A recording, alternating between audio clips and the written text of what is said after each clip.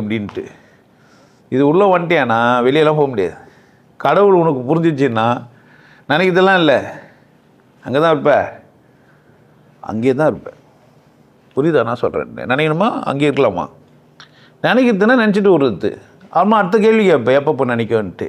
அம்மா நான் டைம் சொல்லுவேன். ஒருத்தன் 5 நாள் கும்பிடு, ஒருத்தர் 6 வேலை கும்பிடு, ஒருத்தன் 8 வேலை கும்பிடு, ஒருத்தன் ஞாயிற்றுக்கிழமை கும்பிடு, ஒருத்தர் வெள்ளிக்கிழமை கும்பிடுன்னு சொல்லிட்டு போய்க்கிறான். நான் ஒருத்தர் தான் சொல்கிறேன், தனியாக எப்படா கும்பிடுறது? தனியாக இருந்தால் தானே கும்பிடுறதுக்கே. உள்ளே ஒழிஞ்சுங்கிறவன் என்ன பண்ணுறது? கதை சொல்லி வச்சுக்கிறான். கம்சன் கண்டதை போய் வெட்டினான், கிருஷ்ண பரமாத்மா வெட்டுறதா. அவன் அங்கேயும் எங்கேயும் மரத்துலங்கத்துலேயும் போய் ஒழிஞ்சிக்கினான். கட்சியை எங்கே போய் ஒழிஞ்சிக்கினான்? அவன் யாரை வெட்டிக்கினான்? அவனியே. அப்படி தானே? நீ உள்ளே இருப்பேன்னா நான் என்ன பண்ணுவேன்? என்னையே வெட்டிப்பேன்னு வெட்டிக்கினான். கதை சும்மா நினச்சிக்கிறீங்களா? ஆணவத்தை வச்சுட்டா நீ உள்ளக்கு தான் கடவுளுக்குறான். நான் ஏன் வெட்டிப்பேன் வாழ்வேன் வச்சுக்கினேன். வந்துட்டல உள்ளே தானே இருக்கிறேன். எங்கே விடுவேன்? வெளியே விட்டால் தானே உன் பிரச்சனை. கடவுள் விடக்கூடாது நினைக்கிறதுலாம் இல்லை. திரும்பவும் சொல்கிறேன், மறந்தால் தானே நினைக்கணும் மாமா. திரும்பவும் சொல்கிறேன், மறந்தால் தானே. மறக்கவே இல்லைன்னா